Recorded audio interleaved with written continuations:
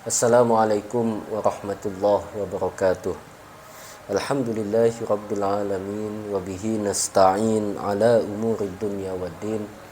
Wassalatu wassalamu ala asyrafil anbiya'i wal mursalin sayyidina Muhammadin wa ala alihi wa sahbihi ajma'in. Qala Allah ta'ala fi kitabihil karim, Rabbi shrah li sadri wa yassir li amri wahlul 'uqdatam min lisani yafqahu qawli, amma ba'du. Sahabat-sahabat muslimin dan muslimat, shaimin dan shaimat rahimakumullah.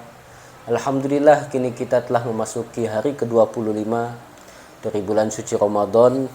Besar harapan kita karena kini kita telah berada di penghujung dari bulan Ramadan. Tentu kita ingin puasa yang kita laksanakan, ibadah yang kita laksanakan dengan penuh dengan penuh maksimal bisa diterima oleh Allah Subhanahu wa taala dan mampu memberikan energi positif bagi kehidupan kita di masa yang akan datang. Sahabat-sahabat muslimin dan muslimat rahimakumullah, mari kita lanjutkan kembali kajian kitab Risalah Al-Jami'ah wa Tadhkirah An-Nafi'ah yang ditulis oleh Al-Habib Ahmad bin Zain bin Alawi Al-Habsyi. Pembahasan pada hari ini menjelang buka ini telah memasuki pembahasan tentang akhlak. Setelah sebelumnya kita membahas tentang perbuatan apa saja yang dikategorikan sebagai maksiat-maksiatnya hati, dan perbuatan apa saja yang dikategorikan sebagai bentuk ketaatan hati kepada Allah Subhanahu wa taala. Bismillahirrahmanirrahim. Qala al-musannif rahimahullah wa nafa'ana bihi wa bi'ulumihi fid dharain amin.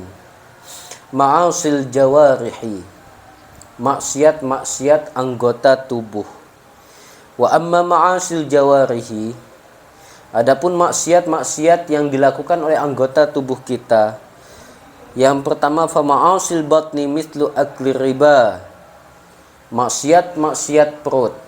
Maksiat-maksiat perut itu contohnya seperti apa? Seperti mengkonsumsi barang riba.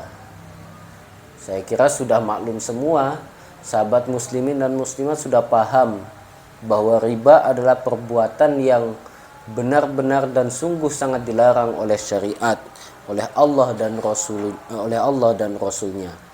Itulah mengapa mengkonsumsi barang riba termasuk bagian dari maksiat-maksiatnya perut. Wasyurbi kulli muskirin, dan minum segala sesuatu yang bisa memabukkan, segala sesuatu yang memiliki potensi memabukkan, baik sedikit maupun banyak. Wa akli malil yatim, dan mengkonsumsi harta anak yatim, memakan harta anak yatim.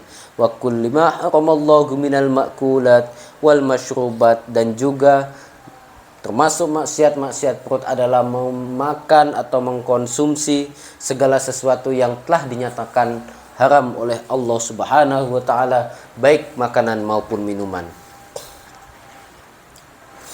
Jadi ya misalnya kita tahu binatang-binatang yang tak boleh kita konsumsi itu apa saja. Nah, itu juga termasuk bagian dari maksiat perut manakala kita mengkonsumsi barang yang telah jelas-jelas dilarang oleh Allah.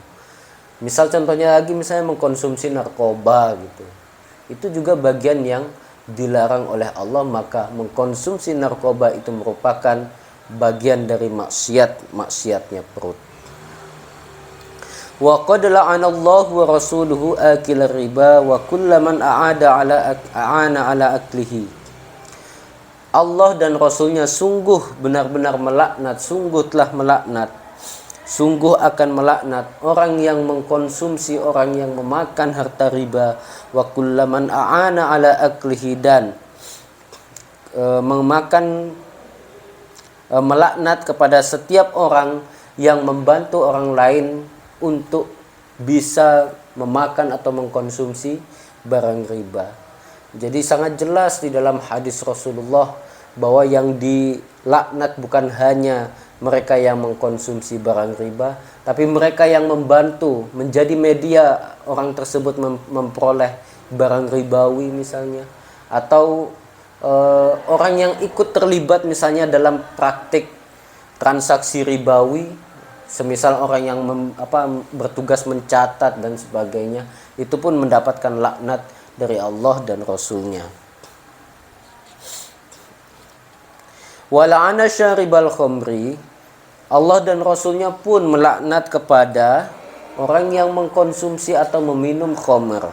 Wa kullaman a'ana ala syurbiha, dan melaknat kepada setiap orang yang membantu orang lain untuk bisa meminum khamr, hattal bai'alaha, bahkan orang yang menjual pun mendapatkan laknat yang serupa. Jadi ini ibaratkan dosa yang berantai, sahabat-sahabat sekalian. Dosa yang berantai.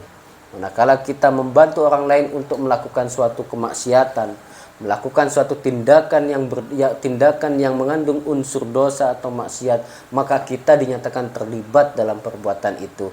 Itu artinya, sahabat-sahabat sekalian, itu artinya kita pun akan terlibat, kita pun akan terkena dosanya, kita pun akan terkena dampak-dampaknya. Itu. Maka dari itu, sebisa mungkin kita upayakan untuk mencari segala sesuatu yang baik dan halal. Mungkin di zaman sekarang sangat sulit untuk mencari halal yang 100%. Tapi bagaimanapun kita berusaha untuk berikhtiar. Manakala tidak bisa 100%, setidaknya kurang sedikit dari 100%. Manakala kita tidak bisa memperoleh harta yang benar-benar bersih 100%, benar-benar halal, setidaknya ada usaha dari kita. Karena kalau seandainya kita sembarangan seperti ini, kita pun tidak bisa membayangkan bagaimana cara mensucikan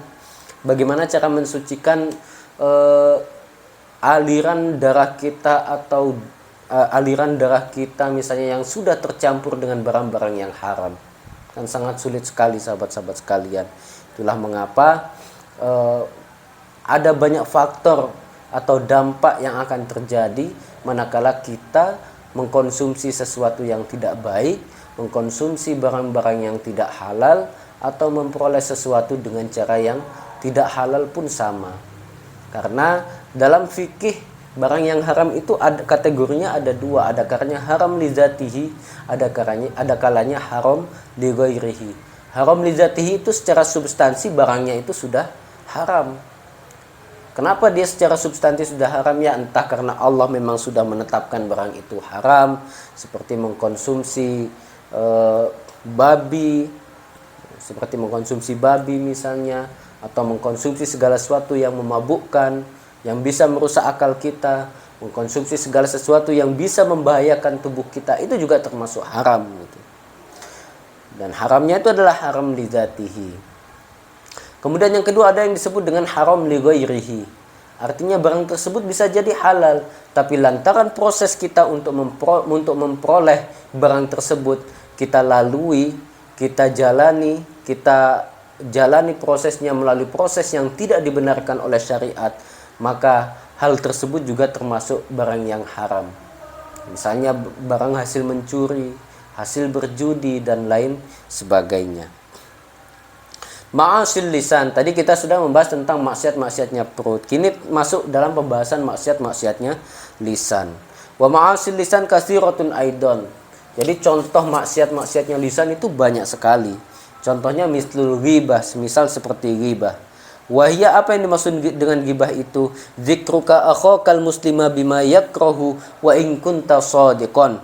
Artinya menyebut saudaramu yang muslim dengan sesuatu yang tidak dia sukai, meskipun engkau pada posisi yang benar, meskipun engkau benar terhadap berita tersebut, meskipun engkau benar dengan fakta yang sebenarnya bahwa dia memang seperti itu, tapi tidak ada keridhaan. Orang yang kita bicarakan tidak suka dan tidak berkenan hal itu dibicarakan oleh kita di belakangnya. Maka itu termasuk ghibah dan termasuk bagian dari maksiatnya lisan. Wan namimah contohnya lagi seperti misalnya adu domba, wal kadzib berbohong, wasyatmi wasabbi misalnya mencaci maki, wal la'ni melaknat. Jadi Rasulullah itu diutus bukan bertugas untuk melaknat orang yang berbeda dengan kita misalnya, atau melaknat orang yang tidak sepemahaman dengan kita gitu. Wa ghairiha dan lainnya. Jadi sahabat-sahabat sekalian, sebenarnya membicarakan orang lain itu tidak ada untungnya. Jujur sebenarnya tidak ada untungnya. Karena kalau misalkan apa yang kita bicarakan itu tidak sesuai dengan kenyataannya, maka larinya akan ke fitnah. Tapi justru sebaliknya, kalau itu sesuai dengan kenyataan, maka larinya akan ke ghibah. Sama-sama termasuk bagian dari maksiat lisan. Itu. Makanya kata Nabi, falyakul khairan au liyasmut. Katakanlah yang baik saja, kalau tidak bisa lebih baik diam. Lebih baik diam. Sekian dari kami, semoga kita bisa mengambil pelajaran dan menerapkan hal-hal yang telah disampaikan oleh Al-Habib Ahmad bin Zain dalam kitab ini. Wallahu a'lam bishawab. Assalamualaikum warahmatullahi wabarakatuh.